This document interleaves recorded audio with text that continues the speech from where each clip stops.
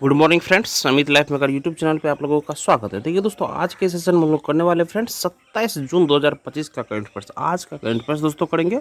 और यह सेशन आपके आगामी जितने सारे परीक्षा होने वाले दोस्तों सभी एग्जाम के पर्पज से बहुत ही महत्वपूर्ण सेशन रहने वाला था। आप लोग सेशन को जरूर विजिट कीजिएगा दोस्तों। देखिए दोस्तों, आज का फर्स्ट क्वेश्चन है दोस्तों कि खेलो इंडिया यूनिवर्सिटी गेम्स में किस आयु वर्ग के एथलीट भाग लेते हैं दोस्तों। खेलो इंडिया यूनिवर्सिटी गेम्स में किस आयु वर्ग के एथलीट भाग लेते हैं दोस्तों। तो ऑप्शन नंबर डी देखिए, 25 वर्ष से कम।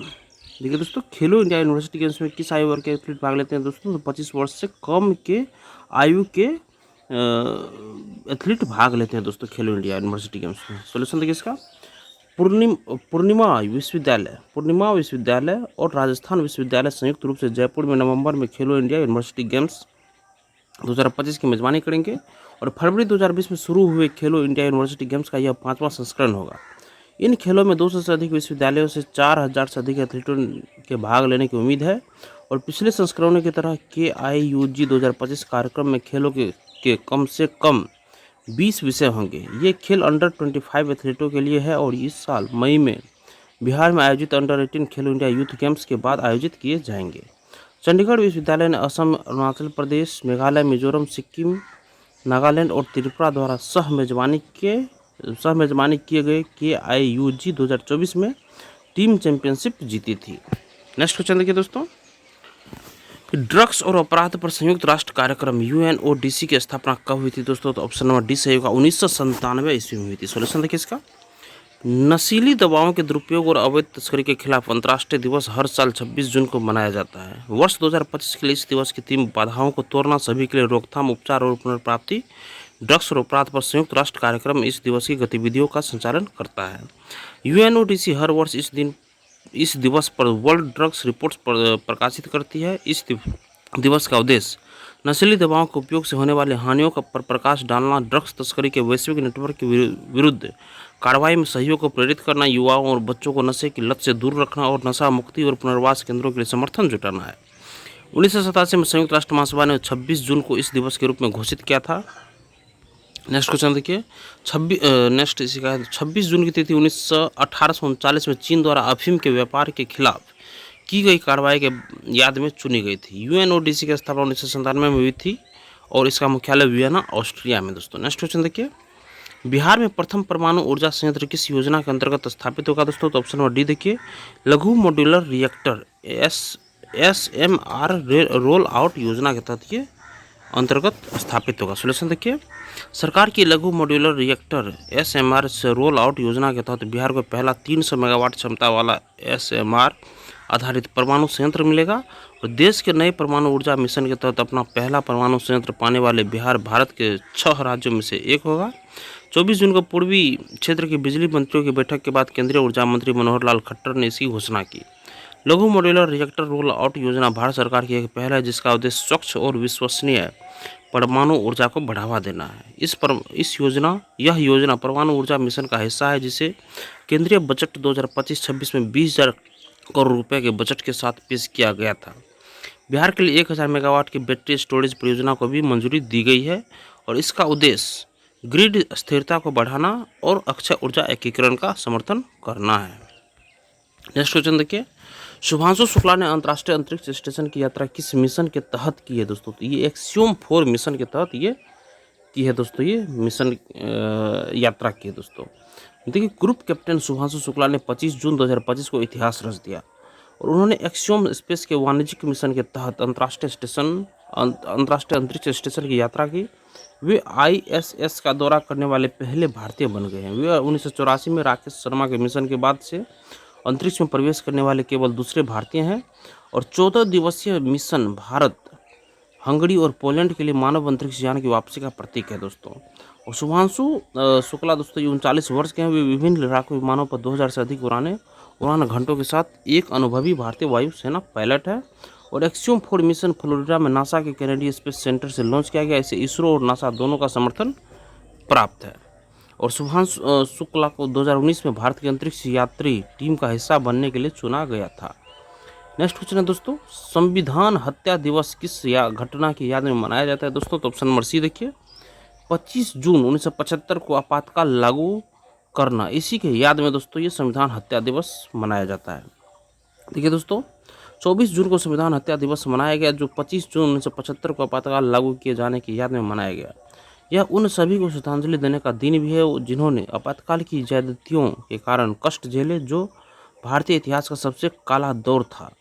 यह दिन उन सभी लोगों के अपार योगदान को याद करता है जिन्होंने 1975 के आपातकाल के अमानवीय दर्द को सहन किया। यही वह तारीख थी जब तत्कालीन इंदिरा गांधी के नेतृत्व वाली सरकार ने 18 महीने के लिए आपातकाल लगाया था। लाखों निर्दोष लोगों को जेल में डाला गया और प्रेस की स्वतंत्रता पर गंभीर प्रतिबंध लगाए गए। सरकार ने इस काले दौर को पहचानने और याद रखने के लिए 25 जून को संविधान हत्या दिवस के रूप में घोषित किया है। दोस्तों नेक्स्ट क्वेश्चन देखिए, आगरा में अंतर्राष्ट्रीय आलू केंद्र की स्थापना से किन निर्देशों को लाभ होगा?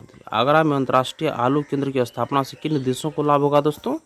तो देखिए दोस्तों, इससे हमारे ऑप्शन सी सही है, भारत और दक्षिण एशियाई देश को यह दोस्तों लाभ होगा। सोल्यूशन देखिए इसका, 25 जून को केंद्रीय मंत्रिमंडल ने उत्तर प्रदेश के आगरा में अंतर्राष्ट्रीय आलू केंद्र CIP के दक्षिण एशिया क्षेत्रीय केंद्र CSARC की स्थापना के प्रस्ताव को मंजूरी दी है। इस क्षेत्र में खाद्य और पोषण सुरक्षा में सुधार के लिए कृषि और किसान कल्याण विभाग द्वारा प्रस्ताव पेश किया गया था। इस महत्वपूर्ण कदम का उद्देश्य खाद्य और पोषण सुरक्षा को बढ़ाना, किसानों की आय में वृद्धि करना और बेहतर उत्पादकता, बेहतर कटाई के बाद प्रबंधन और आलू और शकरकंद के मूल्य संवर्धन के माध्यम से रोजगार के अवसर पैदा करना है। केंद्र की स्थापना आगरा के सिंगला में की जाएगी और यह आलू और शकरकंद की खेती में उन्नत अनुसंधान के लिए एक केंद्र के रूप में काम करेगा। इस केंद्र के अनुसंधान परिणामों का लाभ न केवल भारत बल्कि पड़ोसी दक्षिण एशियाई देशों को भी मिलेगा। नेक्स्ट क्वेश्चन देखिए, वर्ष 2025 के लिए अंतर्राष्ट्रीय नाविक दिवस की थीम क्या है? तो ऑप्शन नंबर बी देखिए, हमारा महासागर हमारा दायित्व हमारा अवसर। सोल्यूशन है इसका, अंतर्राष्ट्रीय नाविक दिवस प्रतिवर्ष 25 जून को मनाया जाता है। वर्ष 2025 के लिए इस दिवस की थीम हमारा महासागर हमारा दायित्व हमारा अवसर है। दिवस का उद्देश्य वैश्विक आपूर्ति श्रृंखला में नाविकों की महत्वपूर्ण भूमिका को स्वीकार करना, समुद्री पेशे से जुड़े खतरों, कठिनाइयों एवं सामाजिक चुनौतियों के प्रति समाज को जागरूक बनाना, नाविकों के अधिकारों की रक्षा, उनकी कार्य परिस्थितियों के सुधार और कल्याण को बढ़ावा देना। इस दिवस की घोषणा वर्ष 2010 में अंतर्राष्ट्रीय समुद्री संगठन IMO द्वारा की गई थी। यह निर्णय STCW सम्मेलन, standard of training certification and watch keeping for seafarers के तहत मनीला फिलीपींस में आयोजित एक डिप्लोमेटिक सम्मेलन में लिया गया। नेक्स्ट क्वेश्चन देखिए, गौतम बुद्ध नगर में इलेक्ट्रॉनिक्स विनिर्माण क्लस्टर EMC 2.0 की स्थापना के लिए केंद्र सरकार ने कितनी राशि की मंजूरी दी है? तो 417 करोड़ राशि की मंजूरी दी है। सोल्यूशन इसका, उत्तर प्रदेश के गौतम बुद्ध नगर में 417 करोड़ के इलेक्ट्रॉनिक्स विनिर्माण क्लस्टर EMC 2.0 की स्थापना को केंद्र सरकार ने मंजूरी दे दी है। नए क्लस्टर का उद्देश्य स्थानीय विनिर्माण को बढ़ावा देना, नवाचार को प्रोत्साहित करना और इलेक्ट्रॉनिक्स क्षेत्र में पर्याप्त निवेश आकर्षित करना है। और इस परियोजना की समीक्षा केंद्रीय मंत्री अश्विनी वैष्णव और जितिन प्रसाद ने की। यमुना एक्सप्रेसवे औद्योगिक विकास प्राधिकरण वीडा द्वारा EMC को 200 एकड़ में विकसित किया जाएगा। इसमें 2500 करोड़ का निवेश प्रवाह अनुमानित है, जिससे 15,000 प्रत्यक्ष रोजगार सृजित होने की उम्मीद है। यह पहल व्यापक मेक इन इंडिया और विकसित भारत मिशन का हिस्सा है। नेक्स्ट क्वेश्चन देखिए, अंतर्राष्ट्रीय ओलंपिक समिति का नेतृत्व करने वाली पहली महिला और पहली अफ्रीकी कौन बनी है? ऑप्शन नंबर बी देखिए, कॉस्टिक कोवेंट्री ये पहली अफ्रीकी बनी है। सोल्यूशन है, क्रिस्टिक कोवेंट्री ने अंतर्राष्ट्रीय ओलंपिक समिति का नेतृत्व करने वाली पहली महिला बनकर इतिहास रच दिया। वह इस पद पर आसीन होने वाली पहली अफ्रीकी भी है। कोवेंट्री जिम्बाब्वे के लिए तैराकी में 2 बार ओलंपिक स्वर्ण पदक विजेता है। उन्हें मार्च 2020 में चुना गया था और उन्होंने प्रतिस्पर्धी दौड़ में 6 अन्य उम्मीदवारों के खिलाफ जीत हासिल की। उनका कार्यकाल 8 साल तक चलेगा, जिसमें लॉस एंजलिस में 2028 ग्रीष्मकालीन ओलंपिक की देखरेख करना शामिल है। और निवर्तमान IOC अध्यक्ष थॉमस बाक ने समारोह के दौरान एक प्रतीकात्मक कुंजी सौंपी है। दोस्तों नेक्स्ट क्वेश्चन देखिए, सतत विकास लक्ष्य SDG सूचकांक 2025 में भारत का रैंक क्या है? तो इसमें भारत का रैंक 99वां स्थान है। सोल्यूशन देखिए, संयुक्त राष्ट्र सतत विकास समाधान नेटवर्क ने 24 जून 2025 को जारी सतत विकास रिपोर्ट SDR 2025 में भारत ने पहली बार सतत विकास लक्ष्य SDG सूचकांक में शीर्ष 100 देशों में स्थान प्राप्त किया है और भारत को 167 देशों में 99वां स्थान प्राप्त हुआ है। वर्ष 2024 में 190वें स्थान से उल्लेखनीय सुधार दर्शाता है। और रिपोर्ट के अनुसार केवल 17% SDG लक्ष्य 2030 तक पूरे होने की राह पर है। फिर भी कई देशों ने बुनियादी सेवाओं एवं बुनियादी ढांचे में उल्लेखनीय प्रगति की है। Finland, Sweden, Denmark, Germany, France शीर्ष 5 एसडीजी देश, यूरोप के 19 देश शीर्ष 20 में है। भारत के पड़ोसी देशों में मालदीव 53वें, भूटान 74वें, नेपाल 85वें, श्रीलंका 93वें, बांग्लादेश 114वें और पाकिस्तान 140वें स्थान पर एसडीजी सूचकांक में है। नेक्स्ट है दिलीप दोषी का हाल ही में 77 वर्ष की आयु में निधन हो गया। वह किस खेल से संबंधित थे? तो वह क्रिकेट से संबंधित थे। सॉल्यूशन है पूर्व भारतीय बाएं हाथ के स्पिनर दिलीप तिर्की का 77 वर्ष की आयु में लंदन में निधन हो गया। उन्होंने 1979 से 1983 के बीच भारत के लिए 33 टेस्ट मैच खेले। उन्होंने टेस्ट में 30.71 की औसत से 114 विकेट लिए। इसमें 6 बार 5 विकेट लेने का कारनामा शामिल है।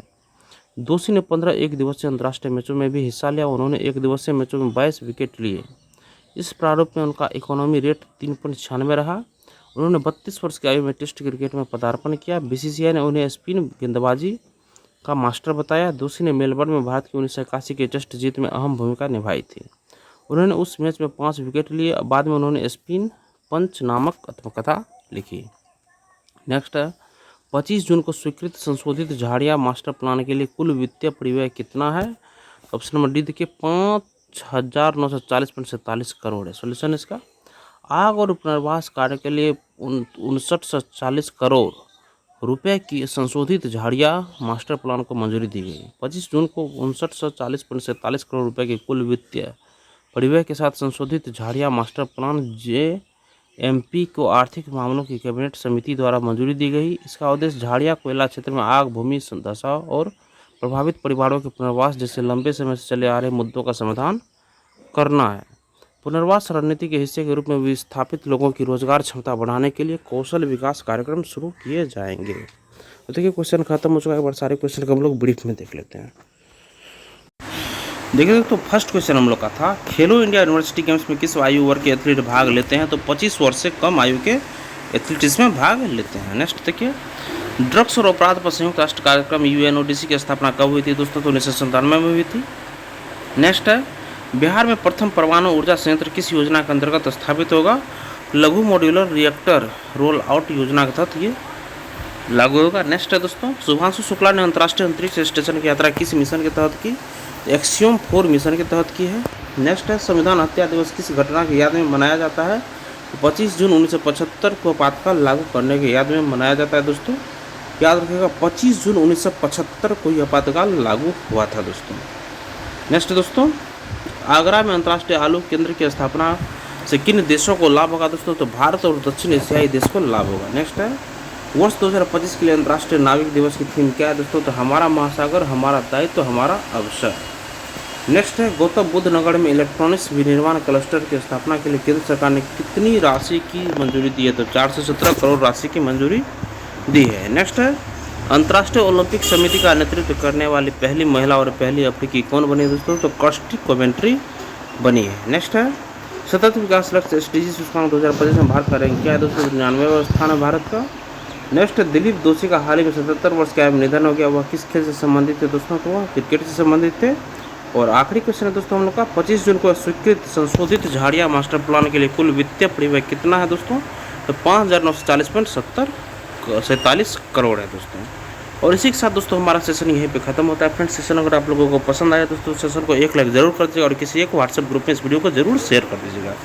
चैनल को सब्सक्राइब कर लीजिए दोस्तों और लेटेस्ट इन्फॉर्मेशन या नोटिफिकेशन पाने के लिए बेल आइकन के बटन को आप लोग जरूर दबा लीजिएगा। धन्यवाद दोस्तों, आपका दिन शुभ हो।